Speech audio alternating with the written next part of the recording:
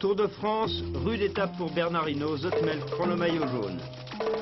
Sidérurgie, fin des négociations, en principe 20 000 suppressions d'emplois sans licenciement. 2 gendarmes assassinés en Savoie, le meurtrier court toujours.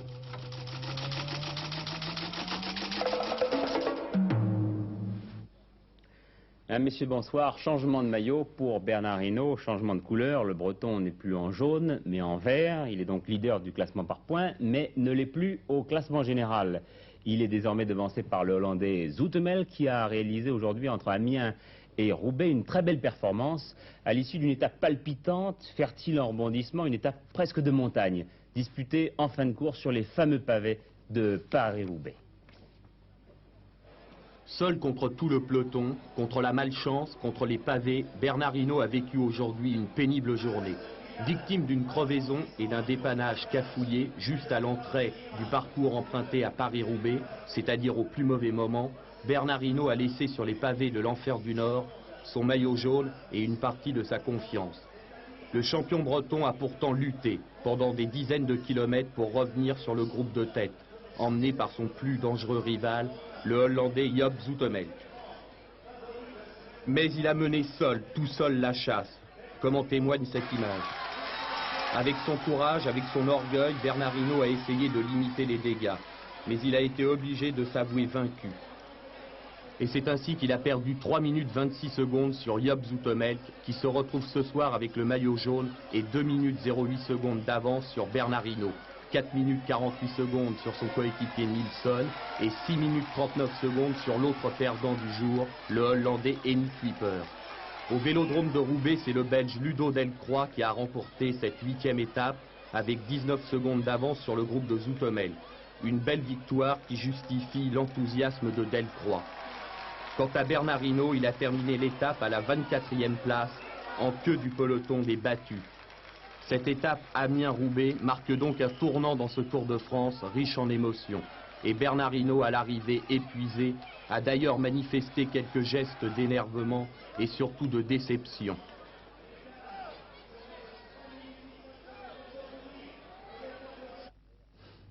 Oui, si Bernard Hinault est désormais en vert, c'est que 2 des coureurs les mieux placés au classement par points ont abandonné aujourd'hui, le Hollandais Raas et l'Italien Baron Kelly. Par ailleurs, un coureur qui avait abandonné depuis quelques étapes déjà, le Belge Van Looy, a été convaincu aujourd'hui de dopage. Il sera donc sanctionné bien qu'il ait déjà quitté la course. Deuxième idole déboulonnée aujourd'hui en sport, l'inaccessible Chris Evert Lloyd, c'est-à-dire la championne américaine de tennis, qui a été battue en finale du simple dame du tournoi de Wimbledon, battue par la tenante du titre, Martina Navratilova. Comme l'année dernière, mais cette fois plus facilement, Martina Navratilova, âgée de 22 ans, a battu cet après-midi en finale du simple dame de Wimbledon, l'américaine Chris Evert. Navratilova n'a eu besoin que d'1 heure pour s'imposer à Chris Evert. C'est grâce à un service puissant et une excellente volée que Navratilova a dominé Chris Evert, vainqueur du dernier tournoi de Roland-Garros. Malgré tout son courage, l'américaine n'a pu résister à son adversaire. Dans le dernier set, elle a même concédé son service, ce qui a permis à Navratilova de gagner.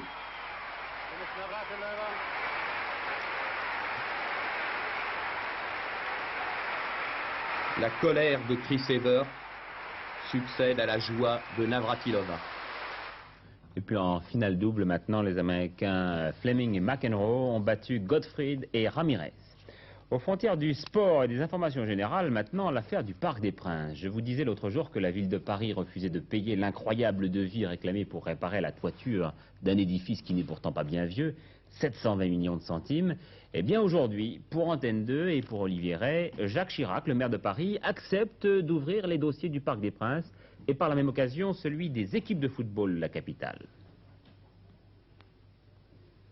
Nous avons un problème au Parc des Princes qui tient à des malfaçons qui se sont traduites, vous le savez, par la nécessité d'un certain nombre de travaux. Nous venons d'avoir le rapport de l'expert qui fait apparaître qu'il va falloir faire des travaux d'un montant environ de 7 millions de francs pour assurer la sécurité totale dans le parc. Ces travaux, nous allons les faire immédiatement. De façon, d'une part, cela va de soi à garantir totalement la sécurité, au dire des experts les plus compétents, et d'autre part à maintenir normalement pour la saison l'activité du parc. Ensuite, naturellement, il faudra payer ces travaux et nous sommes actuellement en discussion avec les maîtres d'œuvre, l'entreprise, le bureau d'études, etc. Pour voir quelles sont les responsabilités qui ont conduit à rendre nécessaires ces travaux et par conséquent comment doivent être réparties les sommes en question. À votre avis, quels sont les véritables responsables quand même de cette affaire du Parc des Princes? Cette affaire est actuellement entre les mains des experts et par conséquent je ne donnerai pas d'avis. Mais à votre avis, la municipalité... Je n'ai pas d'avis. Comment jugez-vous vos rapports avec des présidents de clubs de football et tout ce qui se passe dans le football, notamment après l'affaire Daniel Echter, et où on dit encore que les deux présidents actuels du Paris Saint-Germain pourraient être inculpés dans l'affaire Daniel Echter? Je ne suis pas un professionnel ou un spécialiste du football et je n'ai donc pas à porter du jugement sur des sujets que je connais mal. Ce que je sais, c'est que je veux qu'il y ait à Paris une grande équipe de football professionnelle et que nous ferons en sorte pour qu'il y en ait une et que cette équipe, je le souhaite, soit dans l'avenir, puisque c'est elle qui est en première division, le Paris Saint-Germain. Et puisque nous avons abordé la politique par un biais, laissez-moi vous dire que pour le sondage Sofres Figaro Magazine, les hommes politiques n'ont plus la cote chez les Français. Ils sont presque tous en baisse. Prenons d'abord le cas des deux principaux responsables de l'État, Valéry Giscard d'Estaing et Raymond Barre. Le chef de l'État perd 2 points, 54% de Français lui font désormais confiance, contre 41% qui ne lui font pas confiance, chiffre inchangé. Son Premier ministre, lui, perd 3 points, 36% de satisfaits aujourd'hui, contre 56% de mécontents. Pour les chefs de parti, chute également, Simone Veil perd 4 points, Michel Rocard perd 2 points, François Mitterrand 6 points, Jacques Chirac 3 points, et seul Georges Marchais, vous le voyez, échappe à la tendance générale, il gagne lui 1 point. Les affaires du monde maintenant. Tout d'abord, le dossier des réfugiés d'Indochine. On a appris en fin d'après-midi que Olivier Stirn, le secrétaire d'État aux Affaires étrangères, serait reçu mercredi par Phan Van Dong, c'est-à-dire le Premier ministre vietnamien, et ce, donc 10 jours avant la grande conférence de Genève. Demain, arrivée en France des premiers réfugiés de Pulo Bidong, accueillis par le gouvernement. D'autres arriveront mardi par un avion affrété par la ville de Paris, cette fois. Elle compte accueillir 1500 familles. Enfin, le Parti socialiste, lui aussi, tente d'affréter un avion. Le dossier pétrole, une déclaration et une visite. La visite, c'est celle de Raymond Barre, demain, à partir de demain, en Irak. La déclaration, c'est celle du secrétaire américain à la Défense, Harold Brown. Les États-Unis sont prêts à intervenir dans la région du Golfe Persique si leurs intérêts sont menacés. Et puis, la première correspondance que nous adresse maintenant notre envoyé spécial en Algérie, Bernard Benyamin, au lendemain de l'élargissement de Ahmed Ben Bella, et ce, dans un silence assez impressionnant de la presse et de l'opinion. Msila, à environ 250 km d'Alger, une petite ville à la lisière du désert, c'est ici que se trouve depuis mercredi soir Ahmed Ben Bella. Il réside dans une villa au style mauresque entièrement close, qui lui interdit tout contact avec l'extérieur, exception faite pour les membres de sa famille. Ceux qui l'ont vu sont en tout cas formels. Ahmed Ben Bella va bien, mais il préfère se reposer pour le moment. Autour de la villa, dans un rayon d'au moins 100 mètres, quelques dizaines de policiers en civil contrôlent le périmètre et déconseillent fermement aux journalistes présents à Msila de s'en approcher. Finalement, c'est un peu comme si rien n'avait vraiment changé pour l'ancien président de la République algérienne. De la résidence surveillée, il est passé à la liberté contrôlée, sans aucune différence notable dans sa vie, du moins pour le moment. Les affaires sociales maintenant. À Marseille, le conflit entre les dockers et leurs employeurs se poursuit pour la 4e journée consécutive. Les entrepreneurs de manutention n'ont pas embauché de dockers. 700 d'entre eux sont donc réduits au chômage et 8 bateaux sont bloqués dans le bassin ouest du port de Marseille. Sidérurgie, fin des négociations. Hier soir, patronat et syndicats ont terminé l'élaboration de la convention sociale. Il s'agissait de définir les formes que prendront les 20 500 suppressions d'emplois annoncées en décembre dernier. On est loin des licenciements purs et simples que l'on avait craints au tout début de la crise. Jacques Merlino. C'est donc d'une manière positive que se sont terminées ici hier soir les négociations dans la sidérurgie. Des négociations difficiles qui ont duré longtemps, mais qui se terminent bien puisque finalement, sur les 20 500 suppressions d'emplois, il n'y aura quasiment pas de licenciements réels. 4 500 sidérurgistes âgés de 55 ans et plus pourront partir en pré-retraite. Ils toucheront de 80 à 90% de leur salaire antérieur.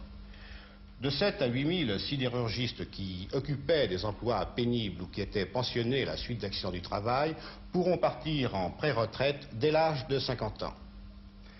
De 4 à 4 500 sidérurgistes ont accepté de quitter volontairement la sidérurgie. Ils toucheront une prime de 50 000 francs qui s'ajoutera aux indemnités normales de licenciement. Enfin, les 4 000 sidérurgistes qui ne sont pas concernés par ces trois mesures feront l'objet de mutations, soit dans la sidérurgie, soit dans d'autres industries. Ils seront aidés par l'État qui leur versera une prime de 10 000 francs. L'ensemble de ce plan va coûter cher, 7 milliards de francs lourds répartis sur 10 ans, ce qui fait que le coût social de la suppression d'un emploi dans la sidérurgie sera de 35 000 francs, 3 500 000 centimes. La sécurité sociale maintenant, tous les grands chirurgiens se penchent sur le grand malade. Le CNPF vient de faire 6 propositions en estimant que là aussi la chasse au gaspillage est ouverte. Le patronat réclame la limitation des dépenses et des pensions. La CGT, elle, parle de comportements indignes et lamentables du CNPF et s'oppose à toute mesure hâtive. Un autre sondage de la Sofres maintenant sur l'informatisation, c'est maintenant l'affaire de tous, estime 53% des Français qui pourtant aux 2/3 craignent que son développement ne fasse augmenter le chômage. Un sondage réalisé avant le colloque informatique et société à la rentrée. Tenez, voici un exemple d'informatique qui fait grincer des dents. Il y a en ce moment sur le marché 2 systèmes concurrents qui devrait permettre à chacun d'interroger par l'intermédiaire de son téléviseur telle ou telle agence de voyage, tel ou tel service administratif pour par exemple avoir un renseignement en matière d'horaire de chemin de fer ou pour avoir un numéro de téléphone. Le premier est un système français, Télétel, qui n'est pas encore en service mais qui sera très bientôt expérimenté à Vélizy, dans la région parisienne. Et puis il y a son concurrent anglais, moins complet mais déjà en service. C'est le système Prestel. Regardez ce qu'il sait faire. Voilà, un simple téléviseur, une boîte à images, l'étrange lucarne, vous connaissez. Eh bien, ce téléviseur pourrait remplacer bientôt votre dictionnaire, vos encyclopédies, votre journal, votre hebdomadaire, vos livres de droit, de cuisine et d'histoire, vos guides, vos conseillers, tout à la fois. Pour cela, il vous faut simplement un téléviseur équipé d'un petit appareil qui est déjà dedans, un téléphone et une boîte de télécommande. Pourquoi un téléphone? C'est parce que c'est avec une ligne téléphonique que l'on va être branché sur un ordinateur qui stocke les informations. D'ailleurs, mon téléphone, je ne vais même pas m'en servir car la télévision est branchée dessus. Et maintenant, regardez bien. Je vais d'abord enlever l'image d'une chaîne de télévision britannique. La ligne est libre. J'appuie sur un autre bouton maintenant et automatiquement, le téléviseur va composer le numéro de téléphone de l'ordinateur. Écoutez.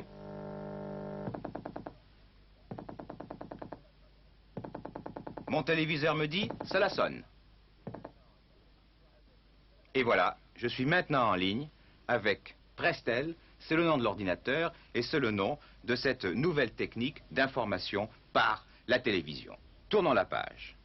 J'appuie sur un petit bouton, tournons la page. Et j'ai la table des matières. Je décide de manger ce soir à New York dans un restaurant français. Je veux savoir lequel. J'appuie sur le bouton numéro 1. Voilà, un petit drapeau français, bleu, blanc, rouge, une couteau, une fourchette. Et on me demande dans quel quartier de New York voulez-vous manger? Et je décide dans le Midtown. J'appuie sur le bouton numéro 1.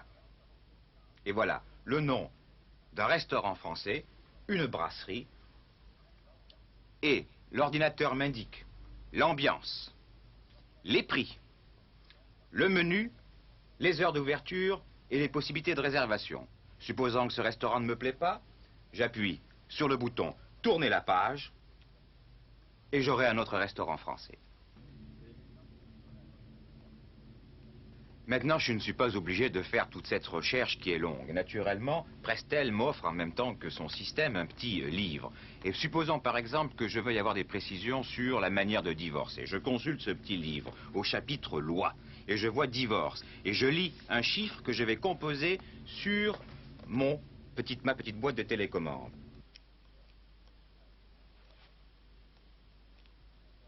Et voilà, j'ai ici les différents cas de divorce qui peuvent m'intéresser. Chaque fois que j'ai besoin d'une précision supplémentaire, je tourne la page. Et des pages, il y en a en tout 200 000 à consulter, et tous les jours un peu plus. Ce sont les techniciens des postes britanniques qui ont mis au point le système et louent maintenant l'ordinateur à des annonceurs.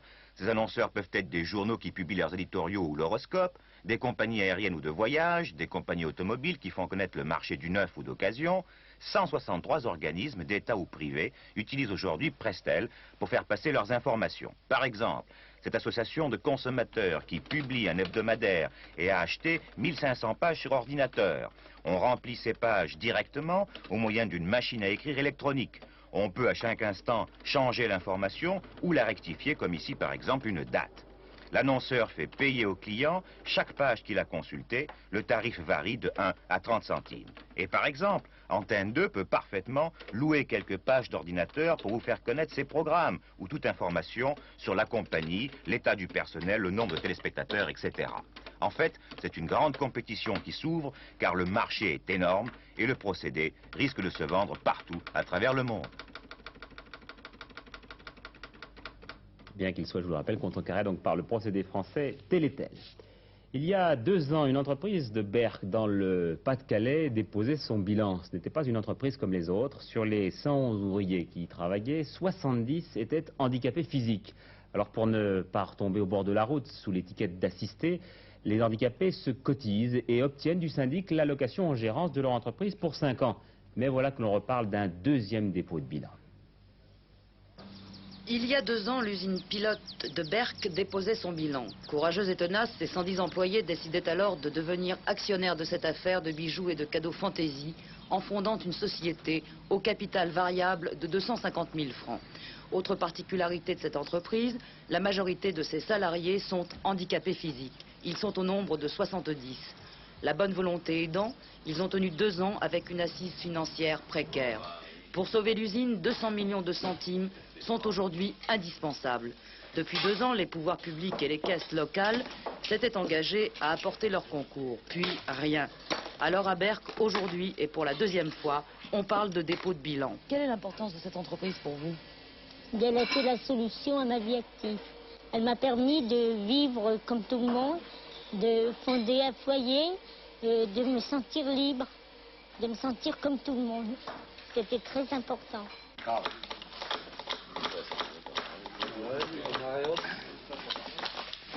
Entreprise pilote depuis 20 ans, cette usine a devancé tous les textes de loi en employant une majorité de travailleurs handicapés.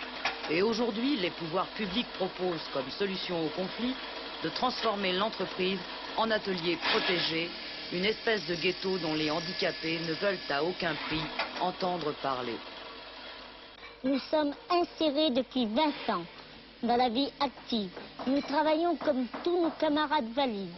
Nous occupons les mêmes emplois, les mêmes postes. Nous avons les mêmes salaires, les mêmes responsabilités.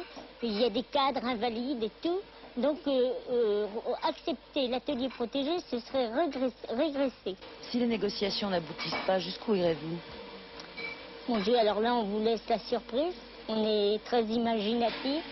De toute façon, on est prêt à tout pour garder notre emploi. Mon Dieu, je pense que si nous étions au chômage, il y a 70 handicapés ici. Vous savez, si l'État fait les comptes, ça leur reviendra beaucoup plus cher que nos 250 millions que nous réclamons.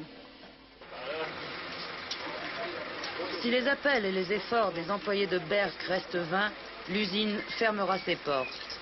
Le licenciement des handicapés coûtera alors entre 5 et 6 millions de francs par an à la Caisse régionale d'assurance maladie, le double de la somme qui pourrait maintenir l'usine en activité.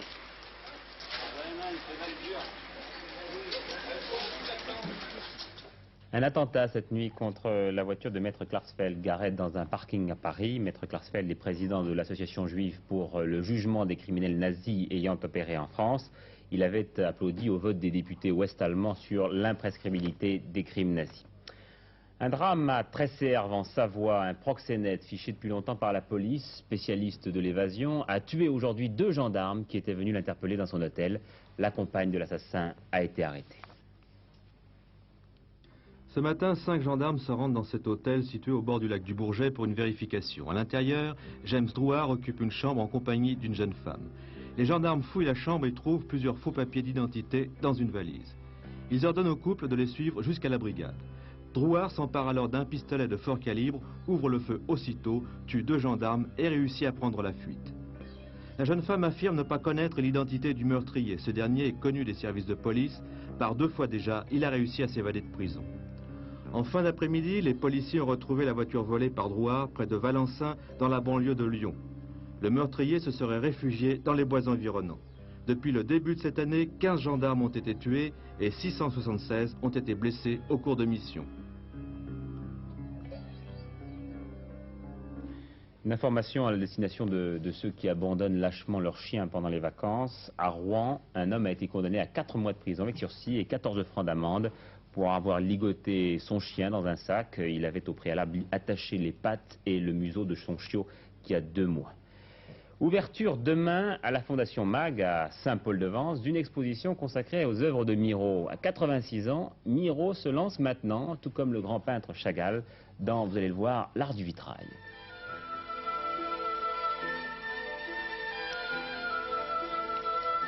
Johan Miro. Il joue au cerceau avec la réalité, disait de lui Picasso. Avec un grain de poussière ou un éclat de lumière, il a su recréer un univers magique, l'univers magique de l'enfance. Sculpture, céramique, peinture, tout ce qu'il a créé dans ces 20 dernières années, il a pu les revoir à la Fondation Mag jusqu'à sa dernière création, 2 vitraux sortis des ateliers de Charles Marc, maître verrier à Reims.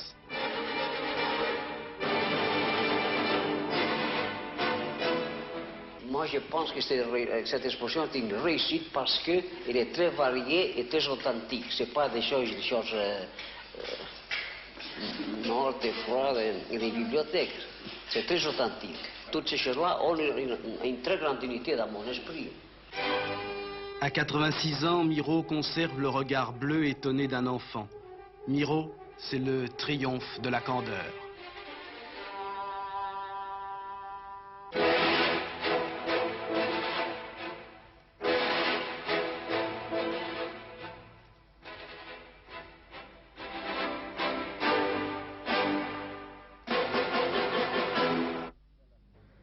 Cette exposition durera jusqu'à la fin du mois de septembre. La météo maintenant, mais ne quittez pas l'antenne car il y a encore beaucoup d'autres sujets très intéressants. La météo, vous voyez, il a fait un temps chaud et ensoleillé sur une grande partie de la France. Demain, demain, un temps couvert sur la Manche, les Vosges et le Jura.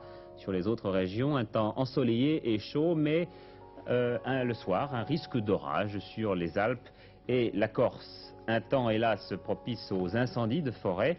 Chaque jour nous apporte son lot d'hectares dévastés. Alors comment les autorités organisent la prévention et la riposte? La réponse maintenant dans ce sujet de Denise Bauer.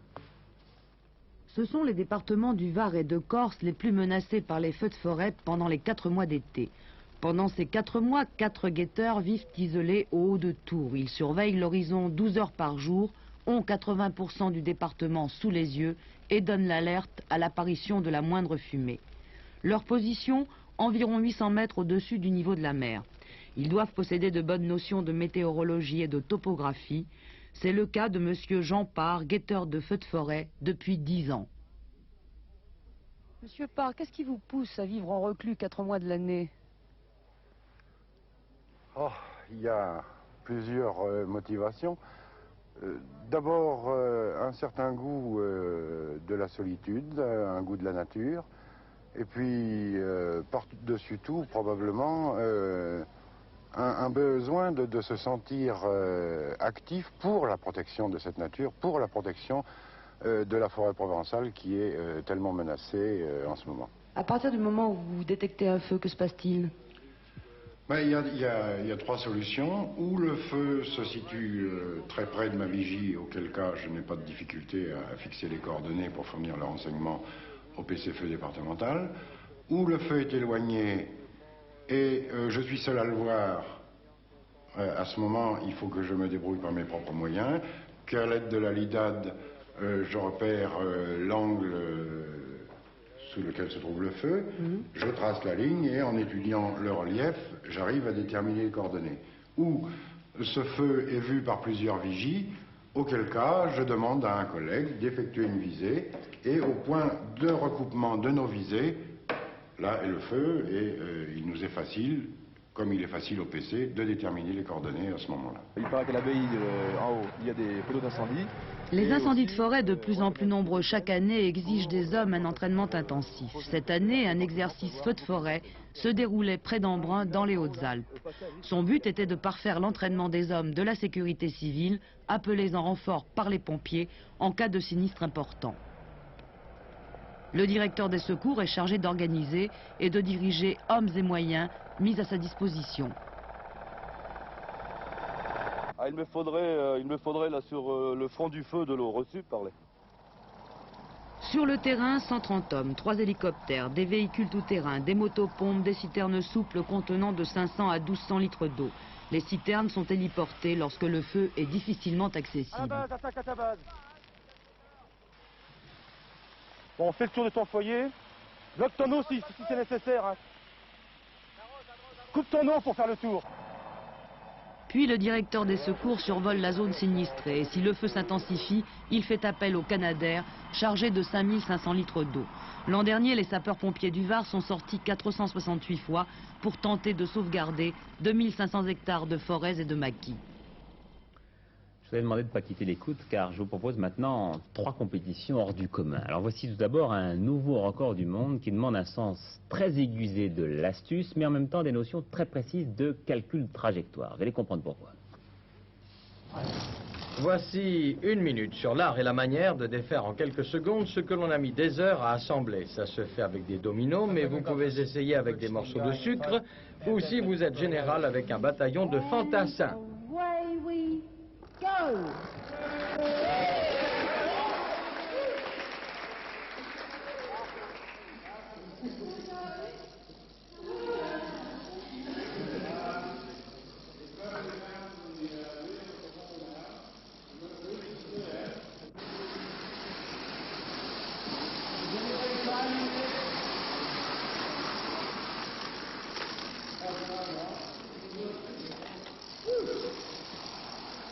Vous suivez toujours. 229 000 dominos se sont docilement couchés en d'élégantes arabesques sur un simple geste du nouveau recordman du monde, Paul Butin-Fluchard, qui dans le civil est un chimiste spécialiste de la réaction en chaîne. Il y a des gens qui ont passé des semaines pour faire ça. Un autre championnat du monde qui va se dérouler demain à Montcrabeau, c'est un petit village du Lot-et-Garonne, c'est le championnat du monde des grimaces. Le propriétaire de la plus belle d'entre elles gagnera, paraît-il, son poids en pruneau d'Agen.